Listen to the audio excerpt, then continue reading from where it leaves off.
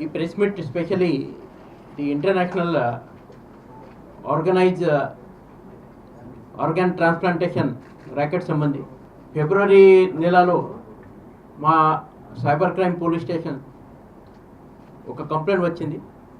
ఆ కంప్లైంట్ అతను ఇక్కడ మన తెలంగాణ వాళ్ళు. ఈ కేసు మన దగ్గర ఫిబ్రవరి 2018లో నమోదైంది. తర్వాత మొన్ననే మా టీం ఢిల్లీ వెళ్ళి వాళ్ళని ఢిల్లీలో పట్టుకోవడం జరిగింది. ఈ మొత్తం ఈ ర్యాకెట్ అది 2013 నుంచి నడుస్తున్నాయి. ఈ ర్యాకెట్లో ప్రధాన నిందితుడు ఆయన పేరు అంబరీష్ ప్రతాప్ అని. అంబరీష్ ప్రతాప్ ఈయన పుట్టిన మేరఠ్ ఉత్తరప్రదేశ్, మాత్ర భోపాల్లో మధ్యప్రదేశ్ భోపాల్లో అక్కడ పెంచారు ఆయనకి. అక్కడ ఆయనకి ఒక ఈ కిడ్నీ వ్యాపారంతో సంపాదించిన డబ్బుతో ఆయన అక్కడ డూప్లెక్స్ కూడా కొన్నారు భోపాల్లో. 2000 మీ అందరికీ గుర్తు వచ్చింది. మన తెలంగాణ స్టేట్లో 2016 నల్గొండలో శ్రీలంక సంబంధి ఒక పెద్ద ఇంటర్నేషనల్ కిడ్నీ ర్యాకెట్ అప్పుడు డిటెక్ట్ చేశారు.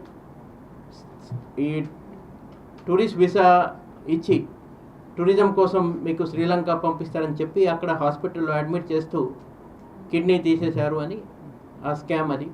ఆ కుంభకోణంలో కూడా ఈ అంబరీష్ ప్రతాప్ ఈయన పాత్ర ఉంది. మాత్రం ఆయనకి అప్పుడు అరెస్ట్ చేయలేదు, తప్పించుకున్నారు ఆ ర్యాకెట్లో. ఆయన అక్కడ 4 హాస్పిటల్లో ఇలాంటి కిడ్నీ ట్రాన్స్ప్లాంటేషన్ జరుగుతుంది. ఈ శ్రీలంక ముందు ఈయన అంబరీష్ ప్రతాప్ ఈయన బిజినెస్ స్టార్ట్ చేశారు ఇరాన్ అనే దేశం.